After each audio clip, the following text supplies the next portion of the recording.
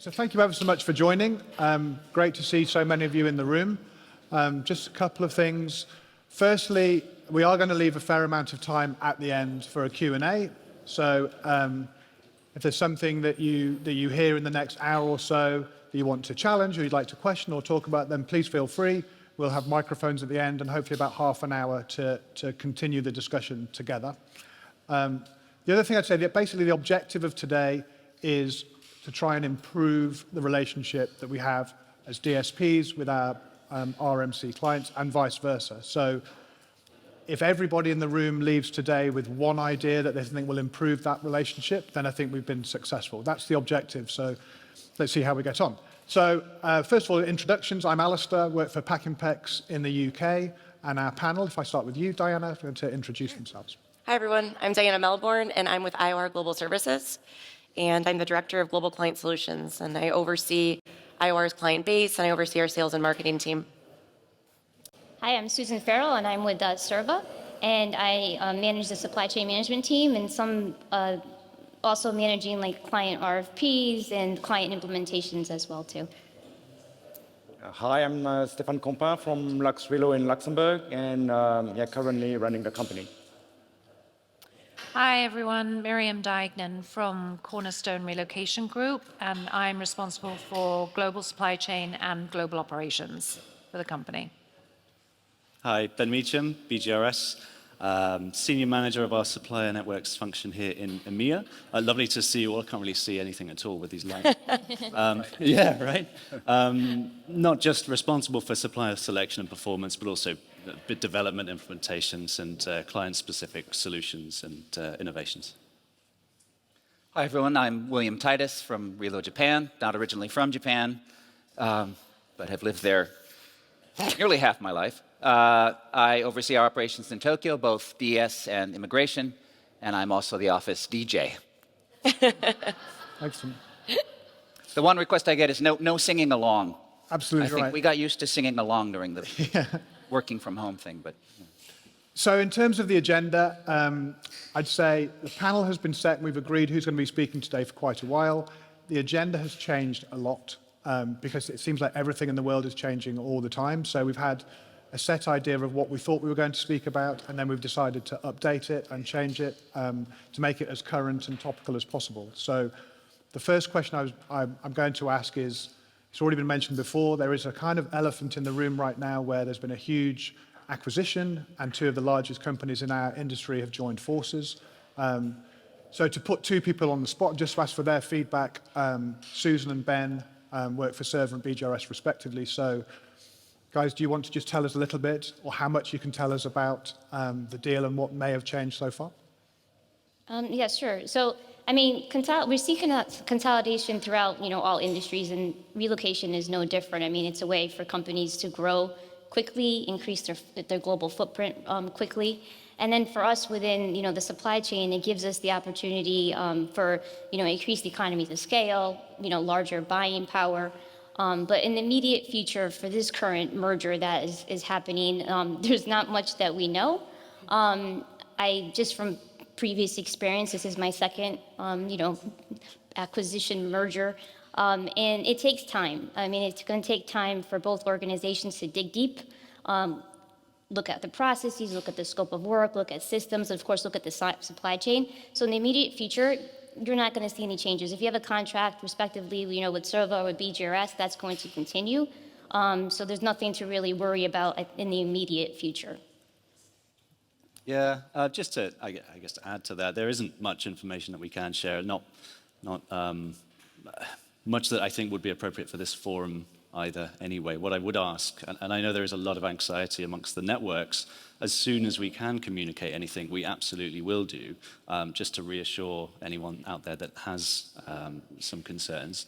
What I would ask politely is that we do avoid speculation and projection and conjecture.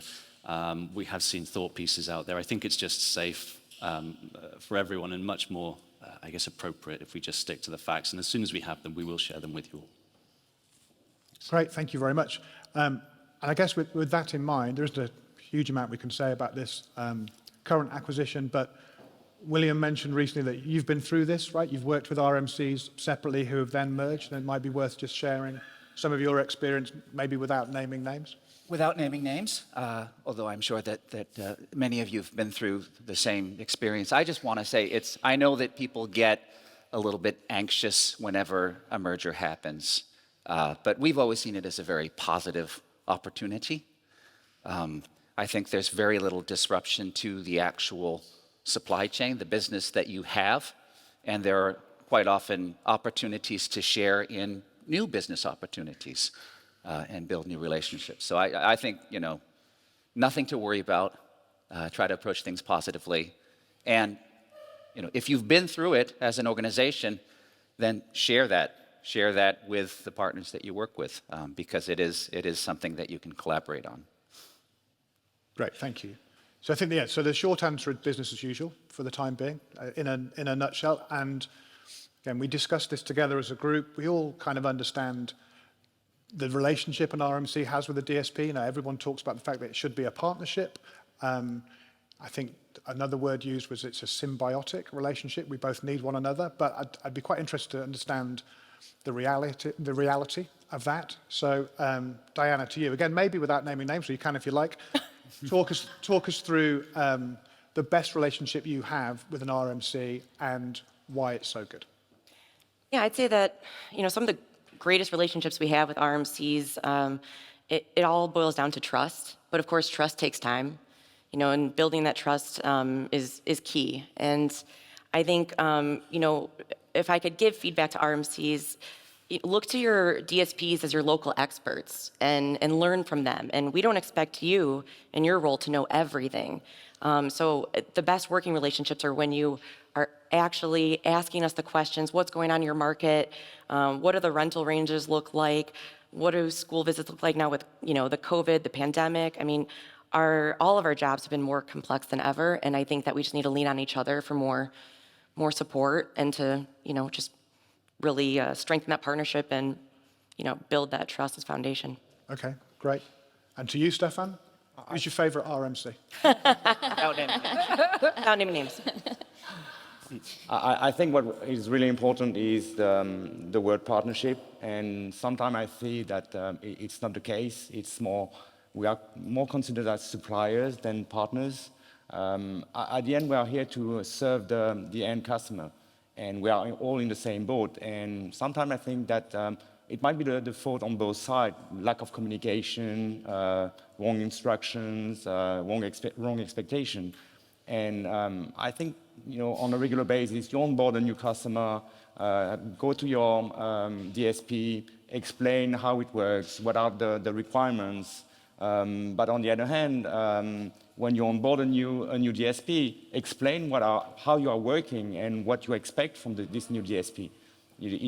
Not everybody. You think that everybody knows everything in the industry, but the reality is not. The people here, most of you know, but your teams in the office, some of them don't know anything about the reality of the relationship between RMCs and DSP and what the RMCs are expecting.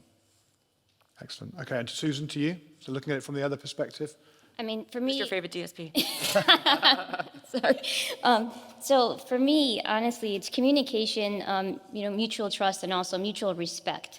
Because you have to be able to trust in your, destination services providers who are on the ground and they know the market. They know it better than I do, sitting in my home office. And also it's a two-way communication, ensuring that you're communicating to the RMC as well too, because if you have any challenges, you have any issues, like Stephan mentioned earlier that, you get an authorization and all it has is an email address. I mean, we in the supply chain need to know that because we don't know we have to fix something unless we have that information, right? And we want to be able to fix it. We are your advocates internally as well as externally, with our client base. So I just think that two-way communication is key. Excellent. Okay. Actually, can I add to that? Yes. Not all RMCs have, a supply chain team where we can have an avenue to have that conversation. And that I really think is key, where we do have someone advocating on our behalf, a representative at RMC that can, listen to us. But that I think does really make a really good partnership. I think I think to add to that, and we invest as supply chain a lot of time in relationships, and we've also spoken about partnerships and advocacies, and that only comes with, you mentioned trust. We expend a lot of effort and energy in getting to know you guys, getting to know the level of services, to understand the types of people that you have and the challenges in your market. And the best approach that we find is a consultative approach, where you bring us the information, we package that as well with our experience and support you guys in speaking to clients ourselves and managing our expectations internally, which you mentioned advocacy. We're conscious that our consultants in our service centers aren't necessarily experts on the ground. So how can we tool them with the information that helps you deliver your services better as well? So a consultative approach. Sorry, I'm talking as well, Stephan. Yeah, what I just wanted to say is that I've noticed in the past months, of course, we are all kind of suffering from the overload of work, is that all on one side you have somebody who is sitting on his file at the RMC office, and then it's a rush, of file coming to you, and it's very difficult to be able to plan that. Or on the other side, we have very little information. I mean, as you were saying, and I mean, we had the case last week. Just, we need to have a call with the assignee. Well, but we need minimum information, where he's coming from. You were saying, US from US. Well, how can you work with that? And this is really important. So I know it's going to be a challenging time in the coming months, but we really need to, on both sides, to set up, to talk to our teams and say, come on, we need to work properly and try to share information the right way. Yeah, absolutely. So even with your favorite RMC, the one with the best relationship, it sounds like there's room for improvement. Yeah. Okay, so in general, I think all makes perfect sense. I think one thing was clearly going to be on the agenda today that we have to talk about, kind of probably priority number one, that everyone suggests immediately, is pricing, and how complicated that is right now, probably more complicated than ever. So I think we can just about describe the world we live in as post-pandemic, hopefully. And in a post-pandemic world, we're kind of coming to grips with how service delivery has changed and how information sharing has changed, and therefore should pricing change as well. So from all of you, I think it'd be great to get your current experiences of those pressures you have in your own local market on, first of all, on cost and on your fees and margins from a DSP perspective. Maybe William, we'll start with you. Sure. Well, first of all, just to get this out there, it does cost more for everything. And, we need to be flexible.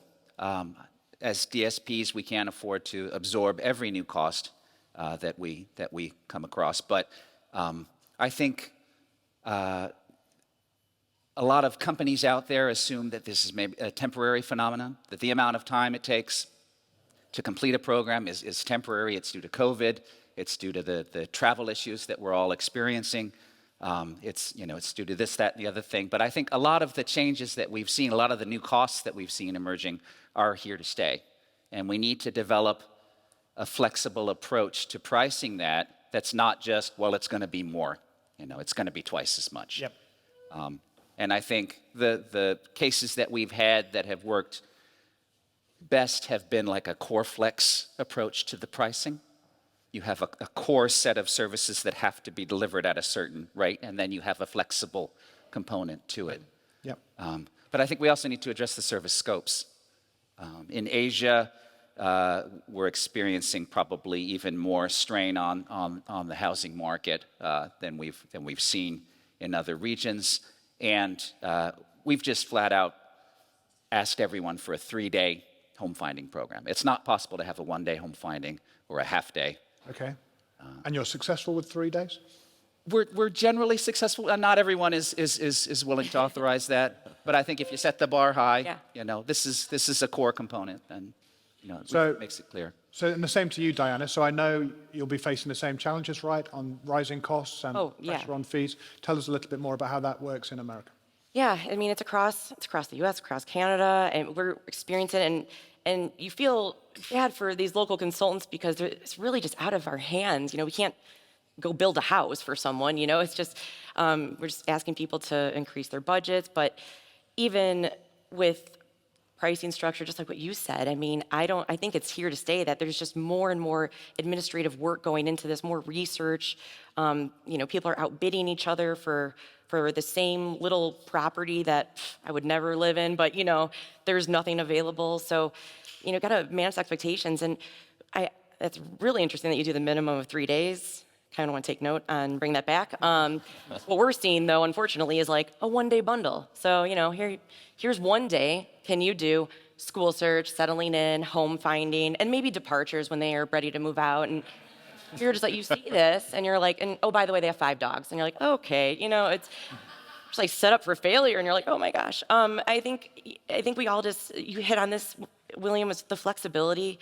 I know that we're just the cost cutting, cost containment. I know it, but maybe if we can all, just get on the same page and say, can we reinstate, the minimum number of days, or potentially a fuel surcharge to help our local consultants who are driving across the Bay Area to help someone. That could be a pass-through cost. I mean, we're trying to get creative with it, but we certainly don't want to price ourselves out of the market either. We don't want to be, sorry, let them go. No, absolutely. And Stephan, for you, same challenges, similar? Yeah, same challenges. I mean, in Luxembourg, we are also impacted by, even in the past, the fuel was very cheap. Now it went up quite a lot. And also we have in Luxembourg an index on salaries. We already had 3 indexes in the past year and a half, which means that all salaries rise by 2.5%, which is great for the employees. But as a company, it has a huge impact. And how can we pass that on at one point? Because we cannot just absorb the cost of it. So for our direct customer, we have a line in our conditions where we say that, if we have an index, we'll have to increase our prices. I know that, corporate accounts are asking more for less money. But on the long term, it's difficult. We are not a production line where, you just produce cans and you increase the volume.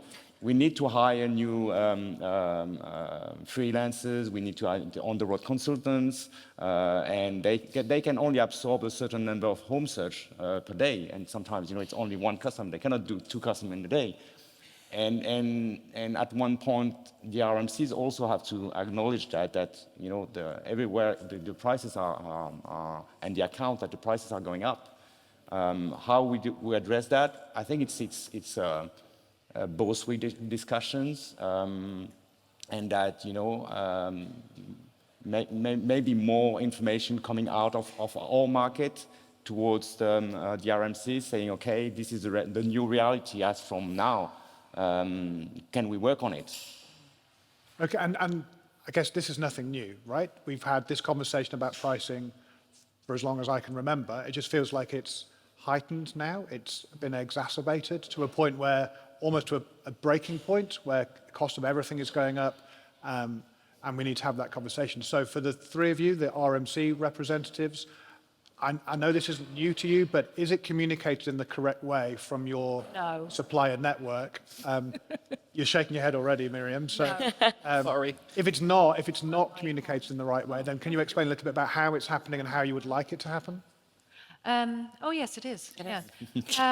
Well, I would say, for the DSPs here in the room, I would encourage you to ask RMCs to pay you more. Because what I'm seeing is there are some companies coming to me and saying, I hate to ask, I hope this doesn't count against us, please don't, stop using us for some random cheap and cheerful company that's going to charge you less.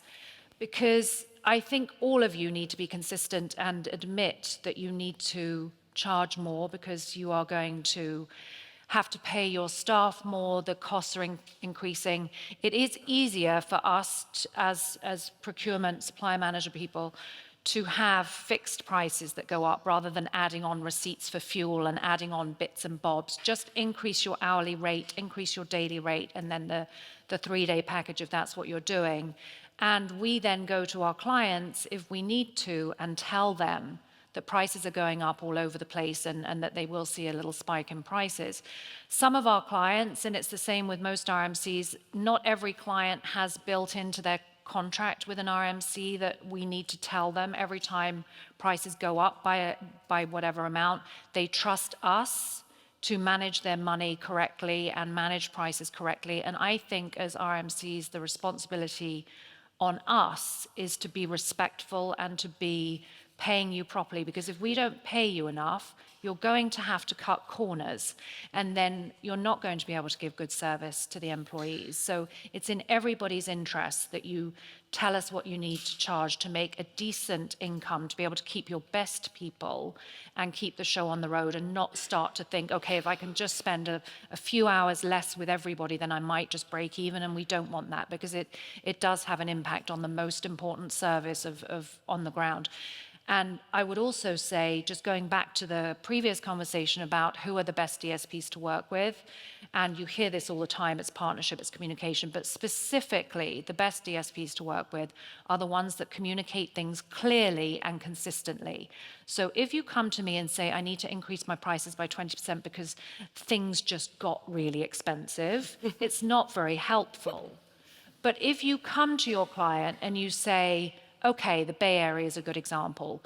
The cost of fuel in the UK is huge. So driving, from London to Swindon and back again is going to cost double what it used to.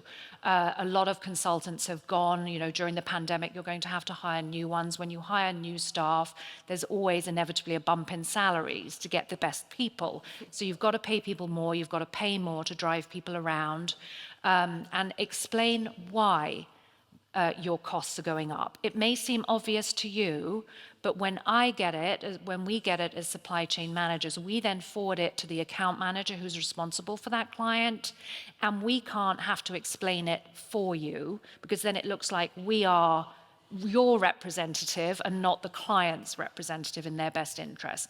I will forward an email and say, I absolutely support paying this higher price. They do a wonderful job. We can't keep squeezing the price. Please just approve it. So I can advocate in that sense, but I can't explain the fuel surcharge and the cost of living in different countries, like in Luxembourg. You should explain that every time. Don't feel that you're repeating yourself. Just imagine it's being forwarded to somewhere, and explain it clearly. Okay. That's a good point. So the objective for today was we go away with one idea that improves the relationship. So we can all put our prices up. So I think we're done. Thank you for thanks for your time.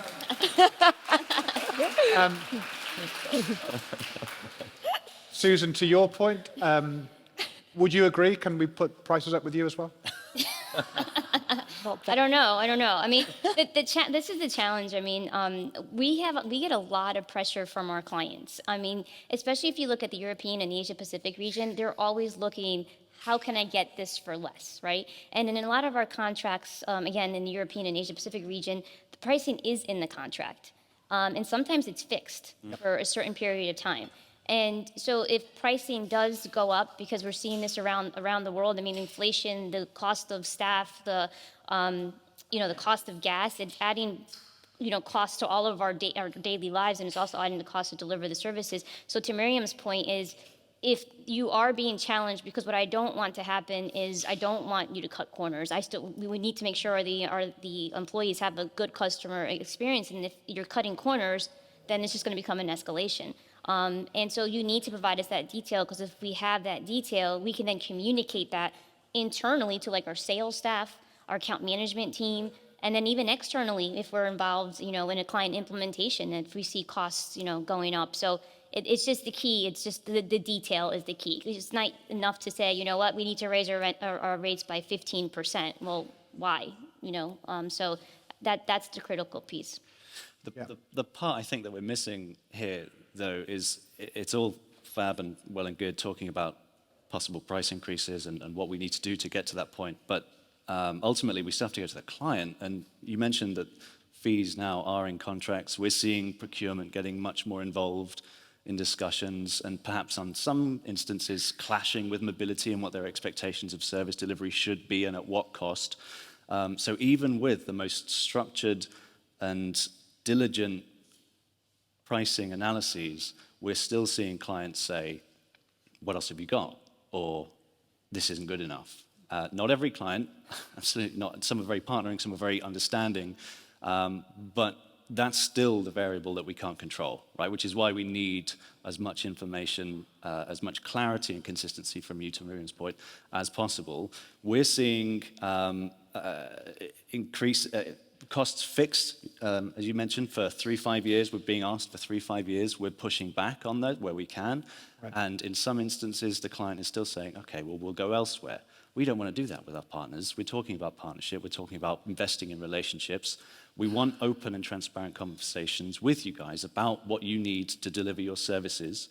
But ultimately, what we have seen as an RMC, and talking openly and transparently, is clients that we have lost due to pricing pressures, pushing us down. And we've said, no, not going to do that. Clients that we've backed out of bidding for because they're challenging us again.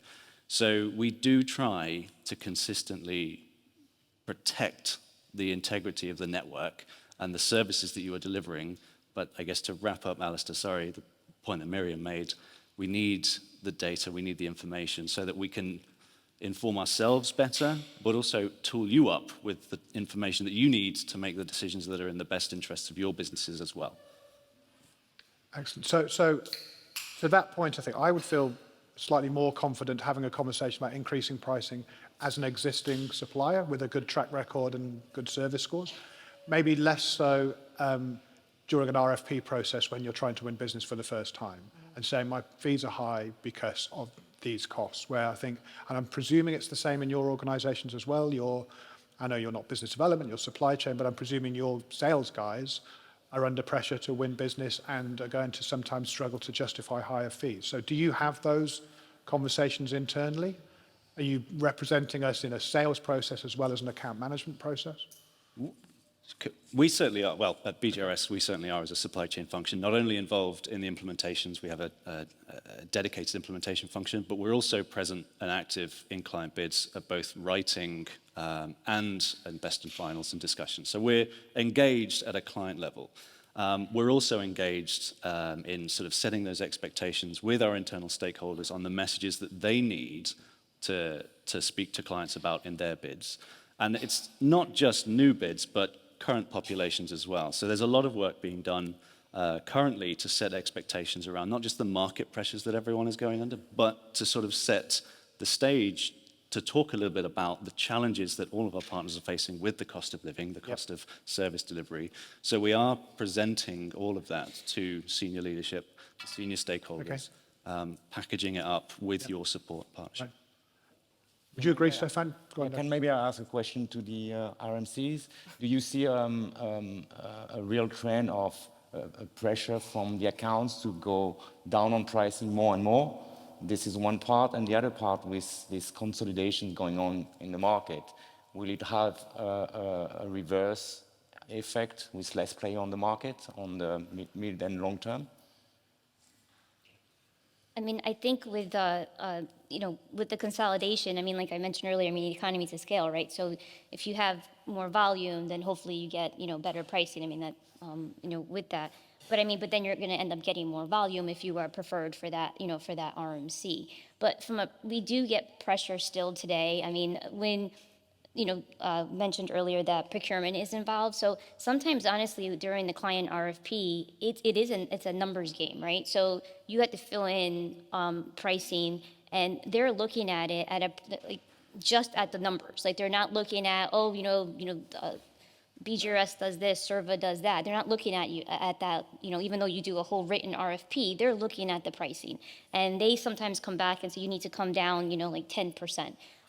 So it's hard at that stage. It's easier once we have the account, because then you can have those conversations, like you mentioned, like during the implementation, you can start having those discussions. But the pricing itself, especially when we're trying to secure a client, we do lose clients because our fees are higher. And that's why the sales team puts so much pressure on us. Yep. Because they're trying to get that business, and they're just looking at a spreadsheet with numbers. So you think a majority of your clients are focused on that, or do you have some that are, quality is weighted higher, and then this is... I mean, if we can make it to the best and final presentation, then we have a better chance, right?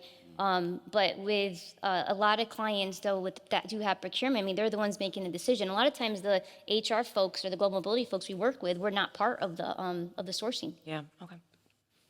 It's unfair. It's not fair to paint all of the current clients with It's not, yes, brush, not all. right? There are definitely clients that are focused much more on service delivery, and we're very clear with all of our clients, regardless of what their focus is, that quality does come at a cost, Yeah. and that we won't, like I said, sort of challenge the integrity of the service delivery.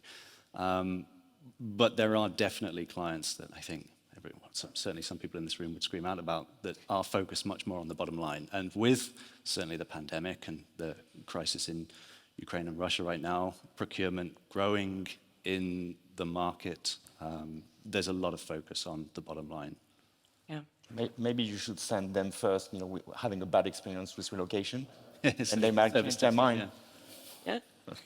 So I can imagine there's a fair few. Sorry, William, do you want to say something?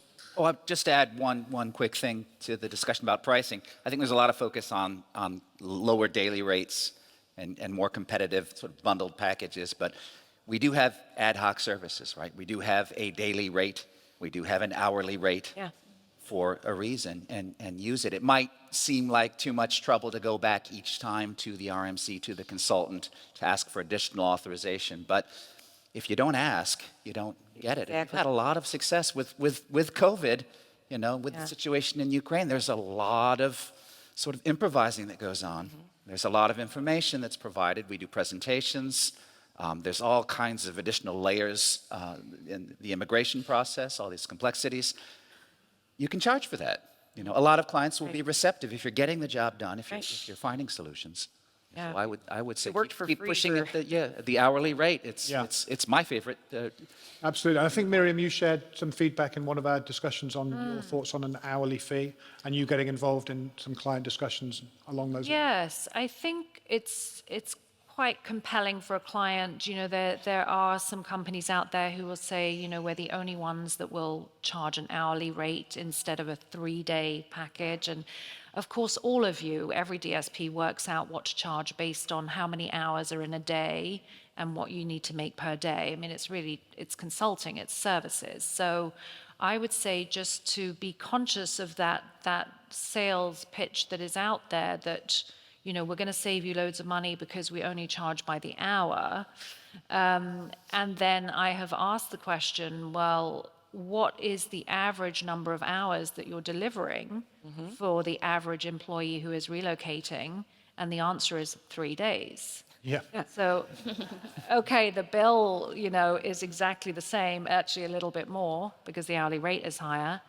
But there's something that is appealing to that procurement voice in mobility's ear, that we would save money and we can say that we're doing a more responsible job of spending relocation allowances by saying we're only going to pay for the hours that are used. So then you all need to get with that program, frankly, and say, okay, the average person does need 3 days of our support, but if they only use 2.5, we'll only bill you for 2.5. Right. And if we need more than 3 days, we're going to bill you for an extra half day. I think that the previous mindset was that if the average is 3 days, you win some, you lose some. Some people will need 2.5 days. We won't give you any back. Some people are more challenging and they'll need 3.5 days. We won't charge you any more. And I like that because it's not complicated on a billing perspective. But actually, when there is messaging out there about we can save you money by only charging by the hour, you've got to be able to say, be flexible, include in your price, what is my hourly rate? And decide on that and talk about it. And that you are willing to go down that route of, you all calculate the number of hours you're spending, you should be, and then just say, okay, I'm going to send you a bill for 2.5 days. Yeah, great. I'm sure there are questions on that, or certainly feedback, which we'll come to at the end. The next point, though, that I think is really important to discuss, and again, something that we've added to the agenda probably in about the last few hours, certainly the last day, because there's a conversation that I've certainly been having since I arrived in Seville regularly, is it appears to me that everyone I speak to is busier than they've ever been. The pressure on service delivery, the pressure on housing stock, the pressure on recruitment is like nothing most people say they've ever experienced before. So we decided to scrap the conversation about technology because there isn't a huge amount to talk about. But I think we can talk about this current development. And I take the perspective that maybe 2 years ago, we would have been really happy to say we're busier than we've ever been when everyone was nervous that they might be going into administration. So it's a great problem to have, but it's still a problem, it's still a challenge when you're potentially facing the consequences of saying, no, you can't accept another initiation. So again, from the three of you, my DSP friends, do you want to tell me a little bit about what's happening in your market and the challenges you're facing? William, go for it. Sure. Well, we're out of shape, in a lot of the markets that we're working in. We haven't been out there with the assignees. We haven't been out there providing services. And so I think a lot of consultants, a lot of the teams that we work with have needed a little extra time to get back up to speed. And so I think that aspect of it will get better. For those that are feeling that they're so far beyond capacity right now, practice makes perfect. It's been a very long wait. Yep. But the other thing is, it's all about communication. What escalation has anyone ever had that wasn't at the root of it, that wasn't about communication? We shouldn't be saying no, because it just comes across the wrong way. It comes across as, I don't want to help you. Don't say no, just say not now. Yeah, maybe I have time next month. Yeah. What are you doing next Tuesday? We shouldn't be saying, there are no apartments available. Tokyo, where I'm based, the metro area has 30 million people. They need places to live. There are apartments. We just don't have an ideal apartment for you. Now, if you're happy with this, if you can compromise, or if you can go into temp accommodations, and note to everyone that's involved with temp accommodations, we need more authorization. Yeah. They need more. They just need more. 2 months is probably not enough. Yeah, okay. But it's how you have that conversation. Yeah. There's another good takeaway from today. We need more temporary accommodation. More temp accommodations. There's temp accommodations providers out there. You're welcome. Right. But Build more. But it's true that in the latest months, which nearly never happened before, we had to request extension of temporary accommodation. Yes. Not always because of our fault, but because the customer didn't want to make any rash decision. Yep. But in the past, it nearly never happened, but we had a number of cases in the past months. Yeah, absolutely. And Diana, for you, your market, you're seeing the same? Well, the market's fine. Pretty normal. No, it's insane. And, across the U.S., it's that every state acts like a different country almost, to follow each rules of those regulations. We're seeing rent spike, an average 25 to 30% across, major metro cities. And we're basically wanting our clients to know that you should increase your budgets and lower your expectations. There's no more, I want my apartment slightly west facing. It's like, you're gonna get what you get, and you don't get upset, which is what you tell like a 6-year-old. But we need to just be flexible. If something doesn't tick all the boxes, people need to be okay with it. But is it in a safe community? Are your kids going to be enrolled in school in time? Those are the key factors. Our ultimate goal is all the same. We all have an end goal to support the assignee the best way we can. We're not saying no, because we're trying to be difficult, but to all of your points, and Miriam, your point especially, like, show facts and data. It's like, we sent this person 10 links, and people are outbidding on these properties, on one property. We're having more people want to do sight unseen, signing a lease because they don't want this property to go off the market, and that's a big risk. So it's just, the services are changing. It's just such a consultative approach that we're taking, and there's so much research and advocacy on the assignee's behalf behind the scenes that I don't know if the client always will see that. So it's good to, toot your own horn and, say, this is what we're doing and we're trying. So, but yeah, the market's crazy. Good. It felt a little bit, sometimes in the hotel lobby, it felt like one-upmanship, where someone would say, well, in Ireland, there's only currently 300 properties available. And someone say, yeah, but in Berlin, you put a property on the market and 500 people will turn up. It's like, how crazy is your market? And do we need a different word for crazy? So I think there are lots of companies out there, not everywhere in the world, but lots of companies, like I say, busier than ever. So can I add, actually, what was interesting, I was talking to, some of our global DSP partners today, and I was saying to a person from Denmark, people are outbidding well over the asking price on properties. And she mentioned that in Denmark, they have a lottery where they literally put names in like a hat and then they pull and they select. And it's a very fair process. I'm like, well, that's brilliant. But yeah, we don't do that in the US. So you need to increase the budget. But with a tense market like that, we also need to be very aligned with the RMC on managing the expectations. Yeah. I mean, in the past, we could maybe visit, 8 properties during the day. Now it's going to be maybe 2 or 3. Yeah. That's the reality. Yeah, yeah. And there's no use to show them things that they don't want. You do the great selection. We don't want to lose time. And then you only have 3 properties. But if on the RMC side, they say, oh, you're going to have 8 visits. Right. Then the frustration is just coming Don't put a up. number on it, please. If the scopes have numbers in it, it's just, I mean, yeah, it can set us up for, I don't know. Yeah. I'm glad you brought that up because I think, a lot of people are still expecting to see 8 to 10 properties a day, and that's Yeah. just not possible. Yeah. You just have to sort of squeeze them in.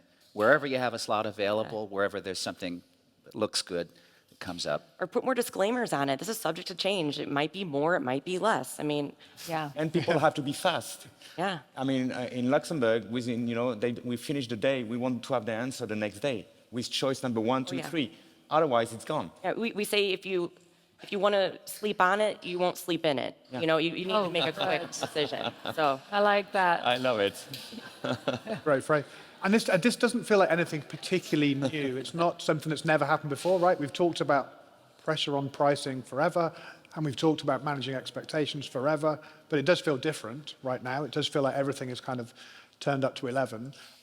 So Susan, to that point, are you receiving this information in the right way, and are you able to use that beneficially with your clients, or how would you like that? Yeah, I mean, I think from from a DSP perspective is just being transparent. Like, for example, if you cannot manage, a file, we authorize you, and just make sure you let us know so we can find alternate solutions. And then and this just happened to us in the States where, we had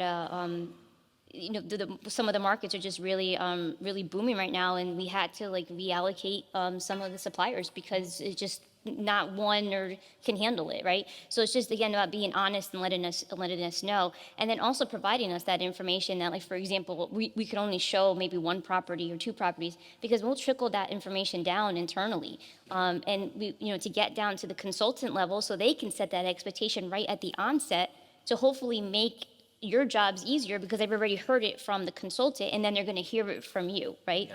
So it just helps advocate that it's a tough market and we're not going to be able to show 10 properties, and then also if it meets 80% of what you want, just say yes.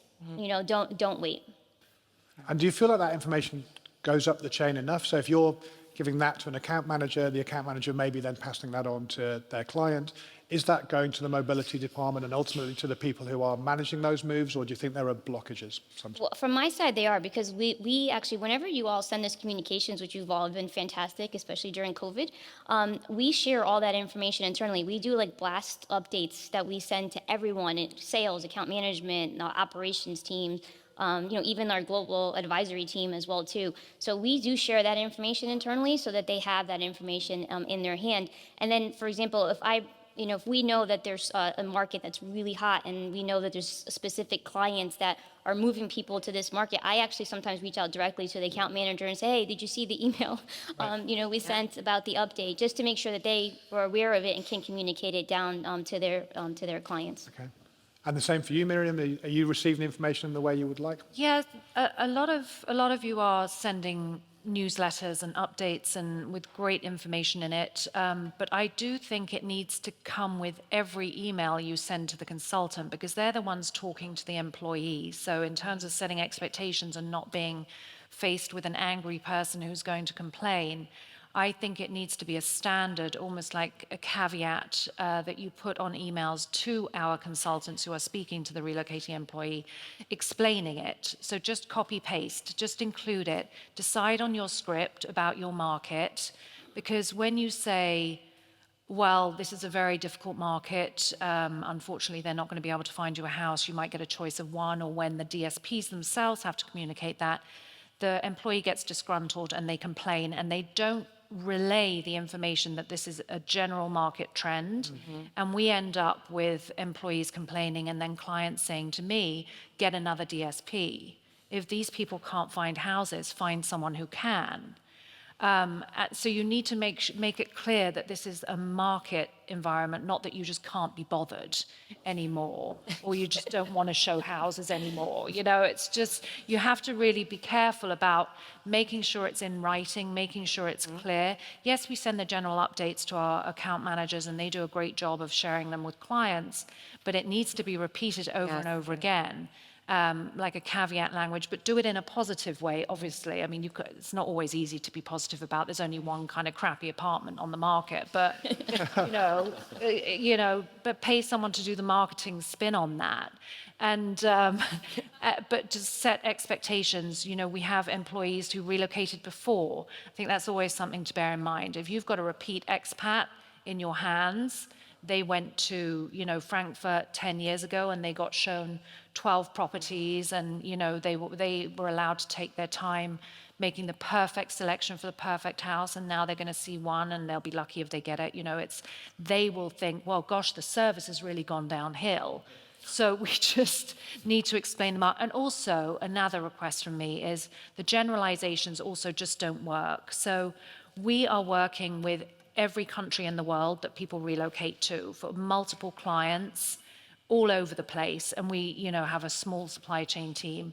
So if you write back, Malta is an extreme example. We were just talking to Gianluca about this morning.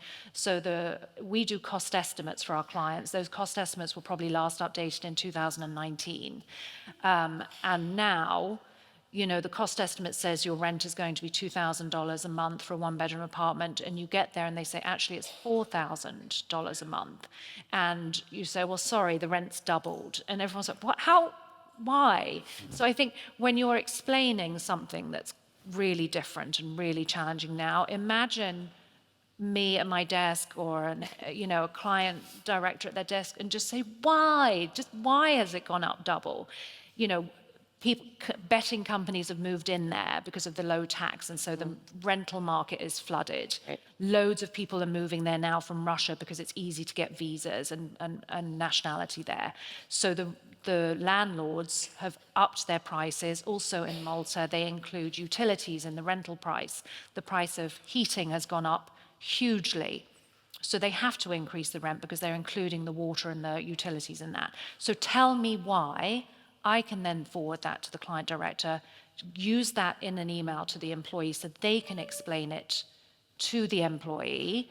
If you have direct contact with them, if it's not a single point of contact model, tell the employee themselves, because otherwise they will just say, this company's crap and they're only finding me really expensive properties. Yeah. So, I think you hit on a couple points, and even during our discussions, we talked about this too. There's a lot of education to our teams that needs to happen. And so just because we're the voice for the supply chain and we have that avenue, our client services teams or our program managers, they may not know that they have that opportunity. So I like the idea of a reminder going out to every single authorizer, having that blanket statement when they get those budgets across their desk that is like, who came up with this budget? Where was that housing? When was that housing table created? Like 1999? I don't know. But it's like our teams are focused on working fast and meeting KPIs and providing the best quality, but perhaps we need to provide them with the tools and the tips that they need in order to talk to the authorizers, your client services teams, and say, hey, this budget's not realistic. This is what we're seeing. Here's a market guide that's updated.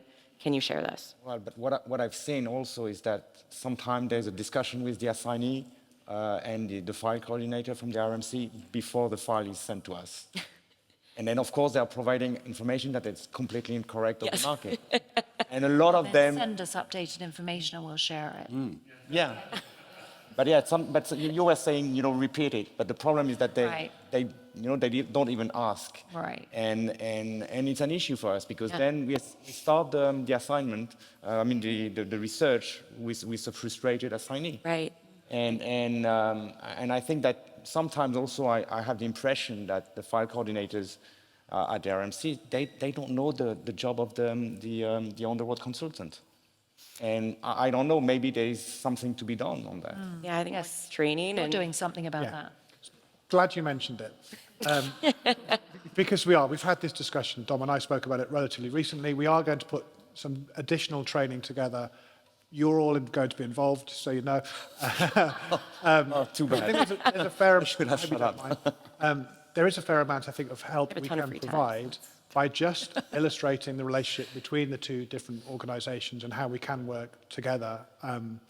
And use that internally for your own training when you're bringing on if you can find new people and you can bring them on, then a great way as part of their induction program would be to use that training, I think, Yeah. for both of us. Great idea. It is something we will be working on at some point with our spare time. I still can't get past the fact that you said if you can't find a property, why not? I just can't be bothered. I thought it's a fantastic. I'll just try that just once. I can't be bothered. So we're going to take a pause now. We could carry on talking, but I think it'd be good to open the discussion up and allow anyone in the room to ask a question or challenge anything you may have heard or make a point. So if anyone wants to raise their hand, great, and we can maybe find a microphone. I think there's someone here, Don. Come on, don't be shy. Okay. We've only got one handheld because we've got 8 channels, Right. so I'll be running around. Hello, hi. My name is Kaushik. I'm from Sweden. I have a question regarding the agreement times, because you said that some of the agreements are fixed for long term. You have pricing that is fixed for 2 years, 3 years at a time. In these days, when we see a lot of price increase, do you think that these type of agreements, or are you planning from your end as RMCs to have lesser validity on the agreements instead, or have any other clauses put into it that if anything certain happens? That's a great question. Yeah. For Cornerstone Relocation Group, our standard client contract does not include fixed prices. And we explain to our clients that we are responsible for getting the best price for the best service, and they have to trust us, and they do trust us to do that for them, rather than having reams and reams of tables of fixed prices. Because also I find a lot of, when I've worked with that in the past, who is actually checking against those prices unless they're, in a system.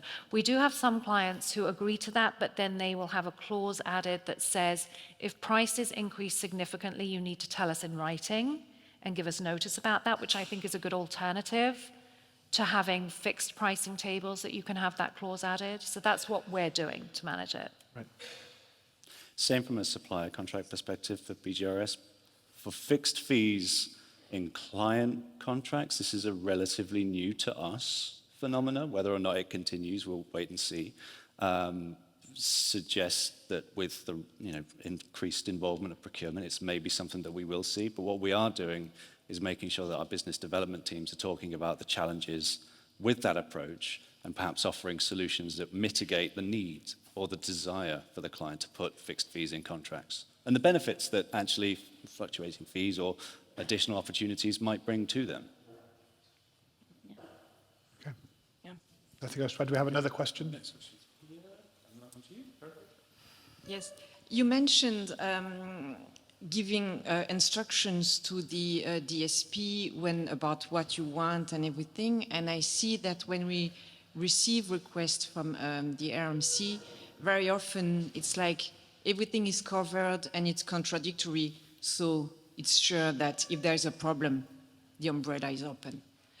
And I think that's not really fair to the final client, because I mean, the DSP and especially the consultant at the end, he's giving the service and they really care for the person they are helping. And really, very often, the feeling is that the people giving the instructions, in fact, they don't care so much about the final client, which is where he's the one who should be super happy.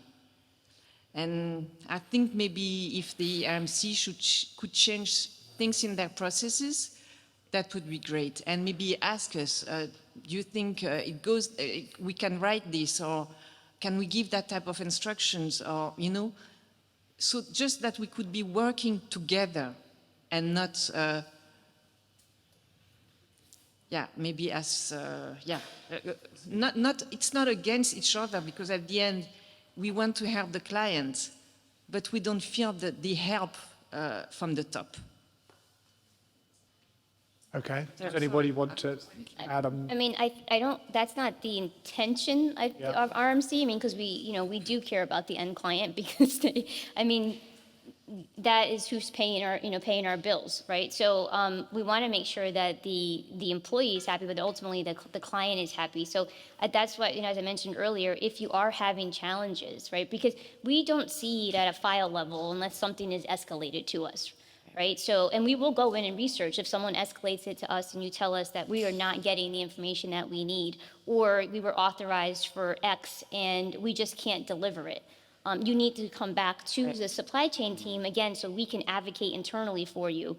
And also, I mean, I've actually, have gone to the manager of consultants and said, hey, your consultant authorized this with minimal information. Can you please, discuss this with them? So you just need to provide that feedback to us so we can help you. Like, don't try to solve it on your, on your. Just maybe one question. Do you send surveys to the DSP asking them on the way we are working both ways? Is there something we need to have done improve? that, yes. But Yeah. do you do it regularly? Because of course the world is changing. So, do you ask for proper feedback? How do we work on this? How can we improve on both ways? I mean, like a Has it been done or not? It's been done, but I think it's definitely a gap and something Yeah, that we it is. could, given everything that we've been through, all of us in the last Because years. again, it goes back to training. You have the feedback and you see, oh, there's a problem. Maybe we don't give the right instructions. Maybe the DSP don't understand properly. How can we set up something that we Or speak the same language? set up monthly calls. Like having reoccurring monthly calls has been instrumentally helpful for our team. And I know it's busy. No one wants to be bogged down with meetings all the time, but if you get the feedback from your team, these are the trends we're seeing with these rush service orders or minimal information and missing budgets. We don't know who's paying the lease. You need to communicate that. So I think it's always been really helpful for our team to set up a reoccurring monthly meeting with your primary supply chain contact or whoever your representative is at that RMC or company, and that's always been really helpful. We certainly, with our partner network, have recurring monthly calls. And I think as we mentioned at the top, invest a lot in those relationships and value open and transparent conversations and sensitive discussions as well. And that's why there's so many of our BGRS colleagues here today. We want to get and reconnect face-to-face with a lot of our partners because it is important to us. And not just on a case level, to your point, but we go beyond that in terms of what do we then do with additional feedback? Is it a training issue? Do we need to put together something to support our consultants in the way that they're positioning messages, not just with regards to challenging markets, but the way that they're talking about the service delivery?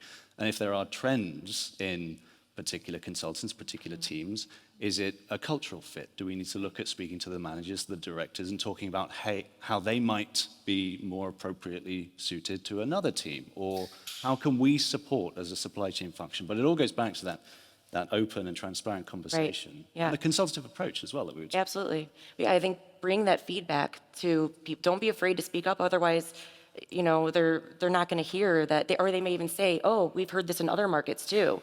That was just a trend. To your point. So, yeah, I don't think anyone's intent is to. We are always telling our team, if you have an issue, we need to call back the RMC. Yeah. We need to Our talk to teams them. do get afraid though to. Yeah, say I something. know. They don't want to. I don't want to look like I'm telling on them, or and we're not gonna. And that's our role, right? That's our role to support in those conversations. And we're sort of the middle. I mean, we are all working in different markets with different cultures, and sometimes an email can get a reaction from the other side saying, and you just pick up the phone. Yeah. Right. And of course, it's not everybody's doing it. And, nowadays it doesn't cost anything just to set up a Teams call. Right. Just for 10 minutes. Well, now it's also a generational thing. We have a new generation in the workforce that they don't pick up a phone. So we've had to teach some of our new people, if there's 5, 10 emails going back and forth because there's a disconnect. Yeah, right. Try calling them. They're like, oh, well, yeah, and then it works, So Absolutely. remind people. And sometimes you're staring at your email and your eyes are red from not even breaking away from the computer. It's like, yes, you can call them, and it works. We've actually added that to our office training program. Did you? How to use a fixed phone. These are buttons. Yeah. This is It a used to be phone. this twirly thing that you. Yeah, right. I Not think used there's for too much texting. There's too much emphasis on everything that the consultants have to do. I mean, Yes. it is a consultancy. We're a consultant-based business, but it doesn't have to be that way for the entire process. We hired a guy whose main role, basically all he does during the day, is pick up initiations and find what's missing. He's like a detective. Nice. And then what does he do when he finds what's missing? He feeds it to the team. And what if it's a rush next day home finding? Well, there's always different scenarios. Pick up the phone. You can design different roles within your organization for the issues that you're struggling with. I mean, it's an initiation is an initiation. Yeah. A needs analysis is, it's a two-dimensional thing. Yeah. A resume that you get for a job candidate, it's a piece of paper. So you need someone to have that conversation Great point. about We what do have a team that enters them, but maybe that could be an added level of detail where they do come back and say, oh, this is missing, but they're only asked to enter very minimal details. But do you send feedback afterwards? Because that's the problem. Because if it's recurring, then there's a problem from the RMC side. Oh, yeah, Okay, half of the information is missing on every file. I give How can we feedback solve that? all the time. I don't think your teams probably are sick of hearing from me. But if you don't say anything, then they'll never know, and then that's no one's benefit. I'm concerned that Jeremy's not going to ask his question. We have a very passionate panel that could talk forever, but Jeremy, please. Yeah. Hi, I'm Jeremy. I'm just wondering, do RMCs have a formalised procurement process, and how does anybody register intent to work with an RMC? So you mean, so do we have like a formal sourcing process for the destinations? Yes. Yes, we do. We actually, we have a 3-year life cycle. Actually, for Serva last year, we went around the world with our RFPs. And it is a formal process. It's managed through a system. And the questions are formalized, and it is something that we do on an ongoing basis. Most of you that work with us have registered for our site and have filled in the questionnaire for that. And then, sorry, what was the second part of your question? How do you register? How do you register? So for Serva, if you go onto our website, there actually is a place that you can click on a button, it sends an email, and it actually comes to me. And then we reach out to you. I'll a lot of times funnel it to the correct person on my team that might manage that service line. But for Serva, it's on our website. So, yeah, similar for BGRS, we have a very structured procurement process. But it's been a little bit delayed over the last 2 years, given our sort of we typically get out on site visit, or we like to get out on site visit as much as possible to get a little bit of an understanding of the types of services on the ground that partners are delivering. We've had a lot of success previously, and that's how we sell our network as well, being able to actually talk to clients, current and prospective, about the services that we ourselves as supply chain managers have experienced. It's quite important to us. COVID prevented us from doing that for a little while. We don't have, or we used to have a 3-year fixed cycle, but we take a little bit more of an annual basis now and really focus down on where we think we should be spending our time on a service line by service line basis as well. So yeah, very structured, very rigid, and it's all based on a cloud-based procurement system as well. Great, thank you. Miriam, do you want to add anything, or no, we're good?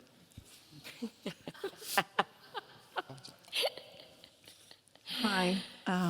Something I've been wondering about, and this is a question for the RMCs up there. How come you think it's a good idea to work with e-auctions when it comes to best and final pricing? Because we deliver services, it really can't be automated out there on the field. And yeah, we have seen this best and final e-auctions, and yeah, it's something that I've been wondering about. Where does it come from, and why do you think it is a good idea? Yeah. Well, the e-auction is meant to ensure that the pricing is market competitive, right? When you participate in an e-auction, it's up to you whether or not you want to decrease your fees or not decrease your fees, right? I mean, that's not something that we dictate because you participate in an e-auction. But it's just to make sure that the pricing is cost competitive for that market. And we do explain that to our clients as well, too. If, for example, Miriam mentioned, let's just use another DSP, and, because the pricing is too high, and I can say to our sales team, it's market competitive, because I have that benchmarking data to show that, right? So that's what it's meant to be, just to make sure that it's market competitive. I don't say it's meant not to decrease, but what it looks like, though, on the DSP side, it does look like bidding. I mean, you see Absolutely. the price is going down, and you're like, oh boy, oh, okay, oh, that one, really that much for a day? Like, oh my, and then you're hoping, like, I hope it doesn't land on that price, and then you're like, oh, there it is, it did, okay.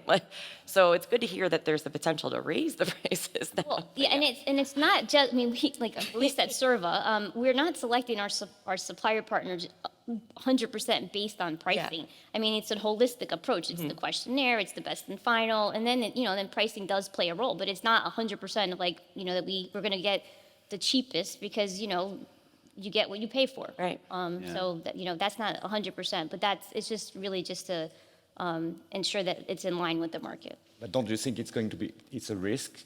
Because people just auctioning down and then, okay, I need the volume from server. And then they, in a rush, they reduce by 20, and then on the day they have to start to deliver. It's just, they are not able. And then they are, like you were saying, short corners. I know, but as a DSP, though, you know the cost of doing business. I don't know what the cost of doing business is for your organization. So that's your decision, right? And then, but our expectation is if you give us that price, you are going to follow that scope of work. You know what I mean? So the danger is that for a lot of here, they are really relying on you. So if they've been working with you for numerous years, suddenly if they lose this huge volume, I mean, they will go down, and then how they can manage this reduction in price, which is not only based on their final cost, it's because you are their main customer. Right. And it's a danger. I mean, I'm lucky enough not to be in this case, but for some of them, yes, it is. And just not to lose the business because it will affect their business. But you don't. It's not mandatory. Yeah, I know. But Maybe it's just the order of the events that's throwing people off because you have the best and final, and then you have maybe you should flip them around. Maybe you just call it a best and not quite final, but neatly there. Wait for the auction, and then it'll be final. Yep. And then maybe you should change the name and not call it auctions. I don't know. It'd just be like market rates. I don't know. I don't know. Well, I mean, and Miriam and Belgium can attest to. I mean, our clients do the same to us. Like we go into procurement bidding systems is very similar to. Oh, really? Yeah. Okay. Didn't know. Yeah. I think it's a really good question, and I have seen it from the other side as well. So I did, in a previous role, work in business development for an RMC. So I did participate in an e-auction for a huge global client, and we were watching the fees going down, and it got to the point where the lowest bid for a 2-day home search in a particular market was zero. And we're not in it for the money. No. And presumably thought they'd make money elsewhere, but yeah, that was clearly time to walk away. Hello, Petri Lauteri from Finland Relocation Services. May I ask 2 questions if one of them is really simple? Good. Was that the first question? Yeah. So the actual first question would be, given that you all have your own online systems that you want us to feed information into, and we are more than happy to do that, naturally, is it possible, or just possible at this point, that you create APIs that sync with industry platforms that may be in use with quite a few of us? To reduce that will help us help you also reduce prices with your clients. That's the first question. Second question, a lot of the RFPs are quite beautifully crafted spreadsheets with macros that work very well, but they are relatively universal.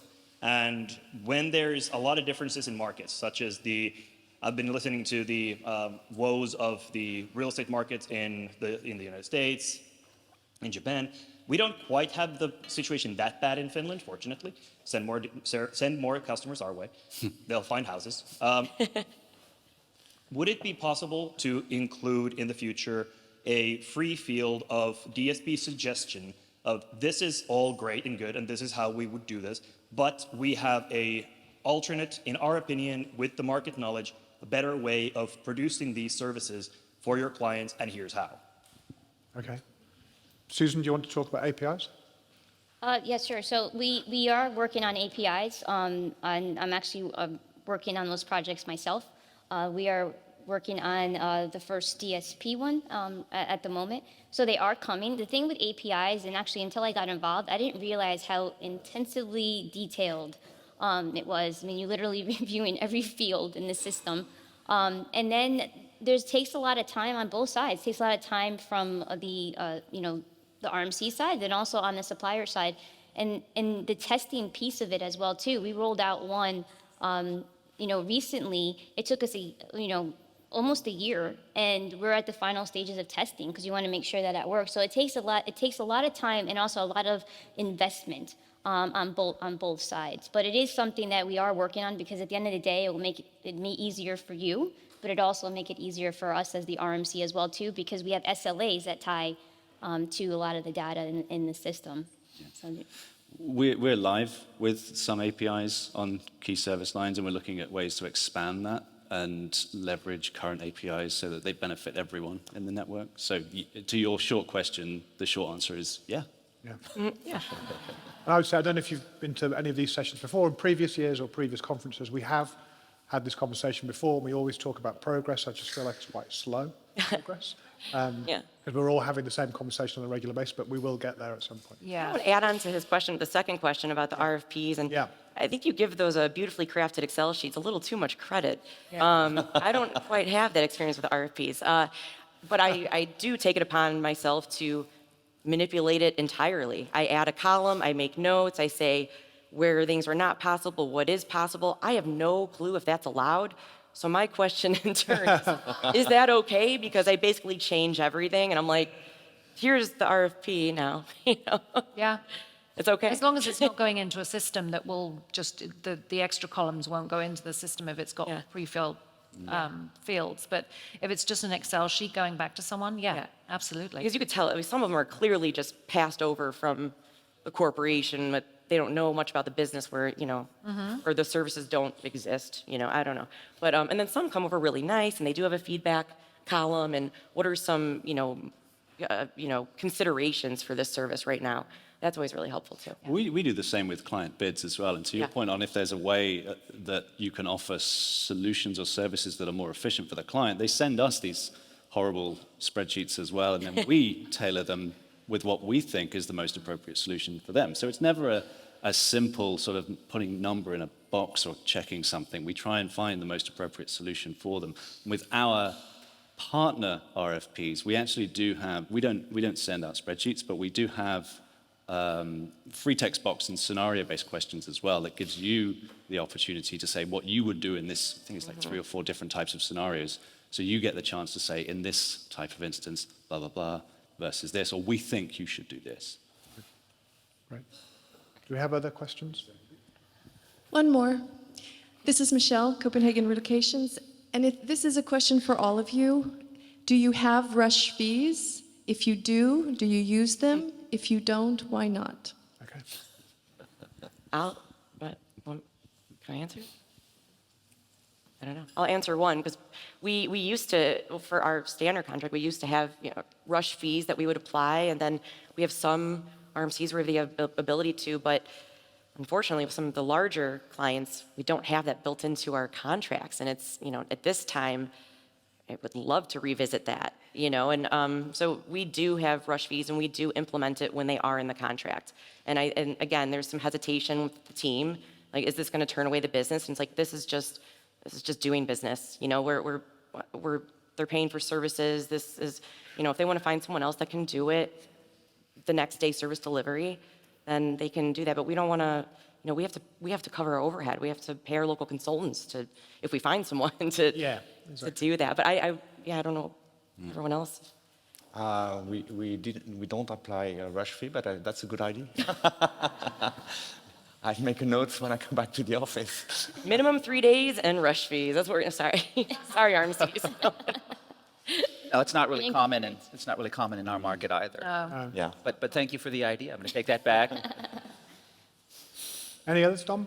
Yes. Hello. This is Martina from Management Mobility Consulting France. I have a question concerning sustainability, or even a double question to RMCs.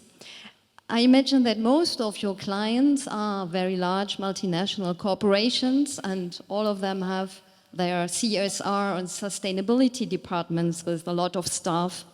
Your contact persons are mainly purchase departments and HR. Do you observe a shift in their mindset concerning sustainability? To what extent has this arrived in their heads? First, about service delivery, and second, about sustainable pricing and fair relationships with suppliers. Yes, I can start with that. It hasn't, our clients haven't asked about it as much as I expected, because I know it's a very hot topic right now. I've had a couple of clients who have said, what are your suppliers doing to improve their sustainability? What are the initiatives? You know, we've had a lot of questions about temporary accommodation, because that is an area where you can make a lot of progress and have initiatives in place in terms of, you know, saving water and that sort of thing, in terms of environmental sustainability. In terms of fair relationships and that aspect of sustainability, we do talk about that proactively with our clients, and we are really keen to stress the fact that a partnership for us and treating our suppliers fairly starts with paying them on time and properly, paying them a fair amount for the work that they do, being able to justify that with our clients, and paying them on time, if not early.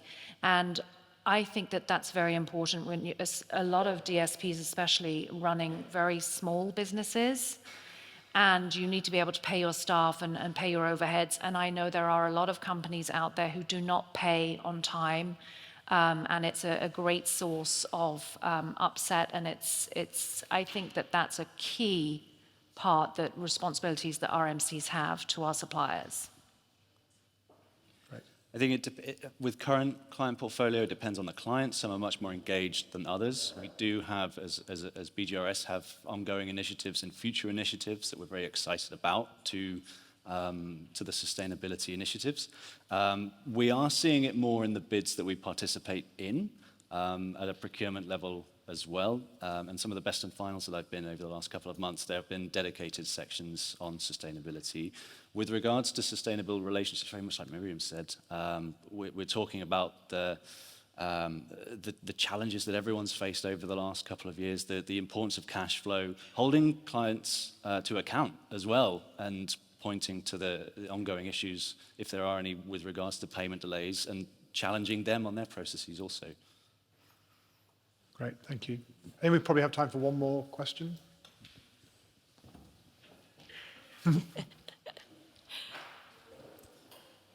His exercise in. Got his exercise in. Sean from Premier DS in Latin America. So I want to kind of tie a couple of the things that have come up to the APIs technology and procurement. How do you feel, this is for the RMCs, do you feel that, I'm going to ask my question a different way. Over the course of the last couple of years, technology has been very big on, in everybody's minds as part of the conversations. Everyone's making significant investments, and as it was just mentioned, it's a lot of work, right, if you're part of those teams. So tying that to procurement, if an RMC is going to go through the process of the API connections with their systems and certain suppliers, how do you feel that that's going to affect in the future? How do you think that's going to affect the procurement process on how RMCs are going to be selecting suppliers? And two, do you feel, is there a risk, let's say, that will further marry certain RMCs with certain suppliers once they're connected through APIs? Looking pensive. Thank you. I mean,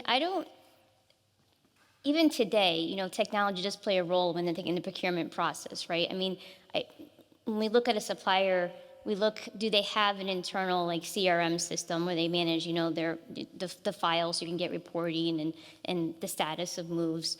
So that does play a role. I mean, long term, that's actually an interesting question. I'm not 100% sure.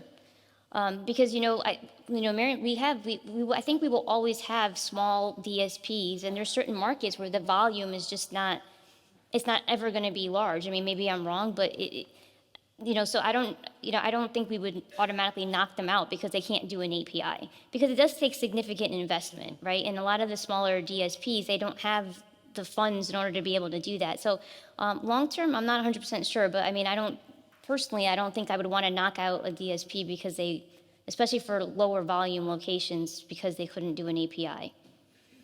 Yeah, I agree with that. The API essentially just saves you time in being able to populate the status updates into our system from your system to save it being done manually. But as long as a small DSP can update those manually, it doesn't really matter. The information presents itself in our system and it's there. How it got there is, it's not irrelevant, but it's absolutely not a prerequisite for working with a DSP. And also I would say a lot of the delay with getting APIs in place with suppliers is because if you have incomplete data, there's no point. You've got an API feeding empty fields. It's either inaccurate, it hasn't been updated, or it just doesn't exist. So actually, sometimes you would rather have a real human, go into your system and update with, have you got the lease? When are they, moving in, et cetera, than have useless data fed through that really does nothing for you, and then you have to chase it up. So yes, I think it's been a long conversation and I haven't really seen much progress. So I think that tells you a little bit about where this is going or not going. Yeah, I think we're all very early in the technology journey and leveraging the understanding that we have now to benefit everyone going forward. But to echo other RMC sentiments, it wouldn't necessarily exclude someone from an RFP process. We want to make sure that we have the best partners on the ground ultimately. So we're very objective and open-minded. Great. Thank you. I think we're going to wrap up, but no more questions. Before we do, I have one question for all of you. If you could give one piece of advice or feedback either to your RMC client or your DSP provider, what would it be? Please, William, can I start with you? Take notes. There's a lot of great information out there, a lot of great ideas, and it's easy to lose track of it over the course of 3 days or 5 days. And make sure that it gets shared with your teams back home. Yes. So often the conversation sort of takes place on this level, and maybe it makes it down to your account managers, but at the end of the day, it doesn't really mean anything unless it's shared and understood by everyone in the organization. So share it effectively, get feedback. Don't just send a link if there's a video. Make sure that it's been watched, because there's a lot of great stuff out there, and it's a shame if it doesn't get shared and appreciated by everyone. Very good. Ben? I think that goes for your RMC partnerships as well. Rely and engage with your supply chain contacts. They are advocates. We are working in your best interests. Share the feedback. Engage us with constructive recommendations and solutions. We are listening and we do share with our clients, and we rely on you all, frankly, to ensure that we are ultimately delivering the best customer experience on the ground. So please do engage with us. Thanks, Miriam. Yes, I would say Alistair mentioned that we're going to put together some training, and as William said, just make sure everyone in your company watches it, and don't just once Europe put that together. Once you've made everybody watch it, don't forget that when you hire new people, they didn't watch it. And so make sure that it's just a key part of everyone's training is, who are these RMCs? Who are these strange people sitting in faraway places bothering me, and why can't I talk to the client? And I think it is, especially as everybody's hiring new people now, I think it can be frustrating. But just help sort of bridge the gap and explain it. Yes, for me it's 2 words. It's communication and training. Again, we're all here, we know the business, but we need to make sure that we downward the information to the rest of the team. Because the file coordinator, the on-the-road consultant might not know what RMC is and what they are doing and what they expect. And it's our role as managers to just explain that. Yep, great. For me, it would be don't hesitate. So don't hesitate to contact your supply chain person at the relocation management company. Don't be afraid to reach out to them, whether it's positive, negative, or updates. Just don't be afraid to contact us. We're here to help. That's good, because mine's kind of similar. Don't be afraid to contact us. I think my big wish is that more RMCs would get suppliers involved early on in the client implementation stage, get our feedback, get our buy-in, review the scopes, the policies, ask for our opinion, and say, is this feasible? Is this manageable? What do you suggest? I think, people kind of talk about like that seat at the table. It's like, well, we kind of need a seat at the RMC table sometimes, and I think, the communication and trust will only improve from there. And then we set the expectations early on as well.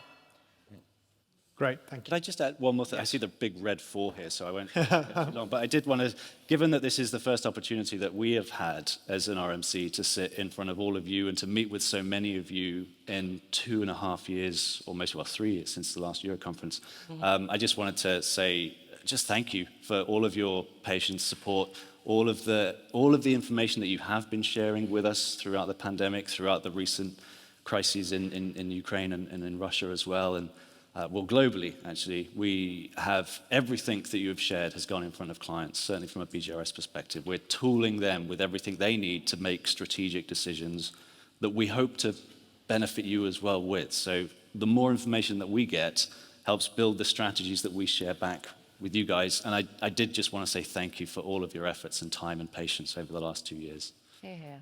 Very good, well said. Thank you very much. And I'd like to thank the 6 of you for participating and giving up your time. Thank you very much.